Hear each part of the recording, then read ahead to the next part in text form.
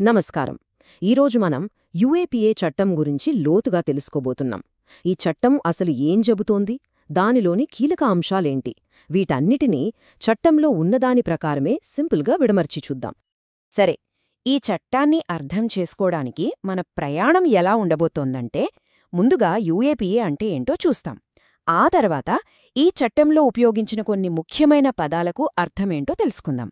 అలాగే కొన్ని గ్రూపులను ఎందుకు ఎలా బ్యాన్ చేస్తారో చూసి, చివరగా ఈ చట్టం కింద ఎలాంటి నేరాలకు ఎలాంటి శిక్షలున్నాయో, దీనికి ఉన్న ప్రత్యేక అధికారాలేంటో పరిశీలిద్దాం. ఓకే, ఇక మొదటి భాగంలోకి వెళ్దాం. అసలు యుఏపీఏ అంటే ఏంటి? ఈ చట్టాన్ని ఎందుకు తీసుకొచ్చారు? దీని వెనుకున్న ఉద్దేశ్యమేంటి? ఈ చట్టం పూర్తి పేరు the unlawful activities prevention act. దీన్నే 1967లో తీసుకువచ్చారన్నమాట.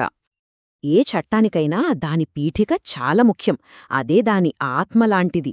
ఈ చట్టం పీఠిక ఏం చెబుతోందంటే, కొన్ని రకాల చట్టవిరుద్ధమైన పనులను అడ్డుకోవడానికి, ఉగ్రవాద కార్యకలాపాలను ఎదుర్కోవడానికి ఈ చట్టం ఉద్దేశించబడింది అని.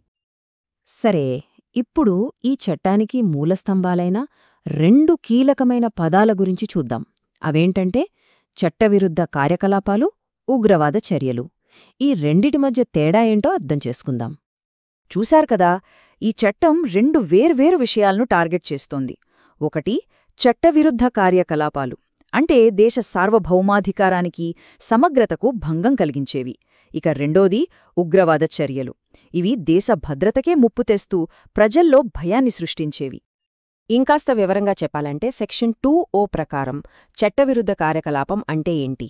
దేశ భూభాగాన్ని విడగొట్టాలని చూడటం, లేదా మన సార్వభౌమాధికారాన్ని ప్రశ్నించటం, లేదా దేశంపై వ్యతిరేకతను రెచ్చగొట్టటం. మాటల ద్వారాగానీ చేతల ద్వారాగానీ ఎలా చేసినా సరే అది చట్టవిరుద్ధ కార్యకలాపం కిందకే వస్తుంది. మరే ఉగ్రవాద చర్య అంటే ఏంటి?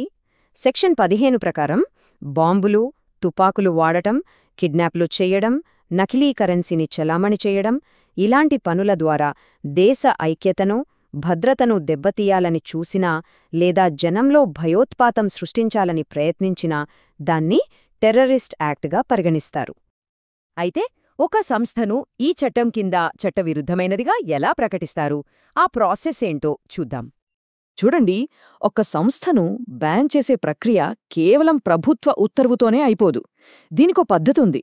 మొదట కేంద్ర ప్రభుత్వం ఒక సంస్థను చట్టవిరుద్ధం అని నోటిఫికేషన్ ఇస్తుంది.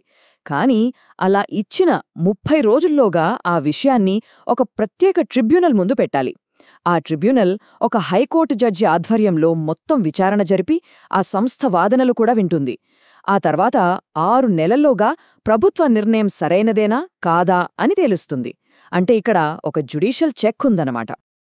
ఒకవేళ ట్రిబ్యునల్ గనక ఆ నిషేధాన్ని ఓకే చేస్తే, అప్పుడు సెక్షన్ 6 ప్రకారం ఆ బ్యాన్ 5 ఏళ్లపాటు అమల్లో ఉంటుంది.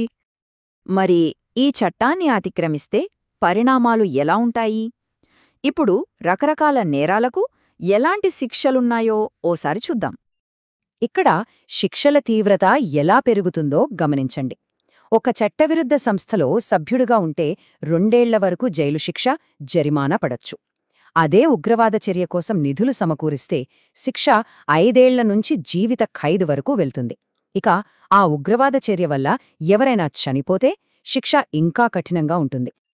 అవును, ఒక టెర్రరిస్ట్ యాక్ట్ వల్ల ప్రాణనష్టం జరిగితే ఈ చట్టం కింద కోర్టుకు అత్యంత కఠినమైన శిక్ష అంటే మరణశిక్ష విధించే అధికారం కూడా ఉంది. సరే, ఇక చివరిగా ఈ యుఏపీఏ చట్టాన్ని మామూలు క్రిమినల్ చట్టాల నుంచి వేరు చేసే కొన్ని ప్రత్యేక అధికారాలు ఏంటో చూద్దాం. అసలు ఈ చట్టానికి సాధారణ క్రిమినల్ ప్రొసీజర్కి మధ్య ఉన్న తేడా ఏంటి? ఎందుకు దీన్ని అంత స్పెషల్ యాక్ట్ అంటారు?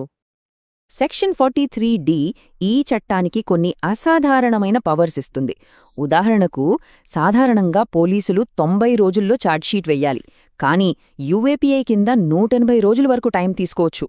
ఇంకో ముఖ్యమైన విషయం ఏంటంటే, ఈ చట్టం కింద ముందస్తు బెయిల్ అనే ఆప్షనే ఉండదు. పైగా నిందితుడిపై ఉన్న ఆరోపణలు ప్రాథమికంగా నిజం అని కోర్టు కనిపిస్తే చాలు, బెయిల్ రావడం చాలా చాలా కష్టం.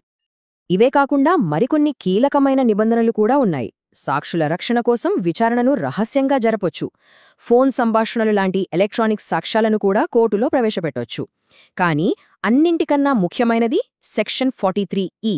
దీని ప్రకారం నేరం జరిగిన చోట వేలిముద్రలు లాంటి ఆధారాలు దొరికితే కొన్ని సందర్భాల్లో నిందితుడే ఆ నేరం చేశాడని కోర్టు భావించవచ్చు.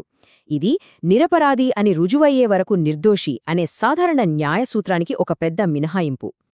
సో మొత్తంగా చూస్తే యుఏపీఏ అనేది ఎలాంటి చట్టమంటే దేశానికి ఎదురయ్యే అసాధారణమైన ముప్పులను ఎదుర్కోవడానికి అసాధారణమైన అధికారాలతో రూపొందించబడిన ఒక చట్టం.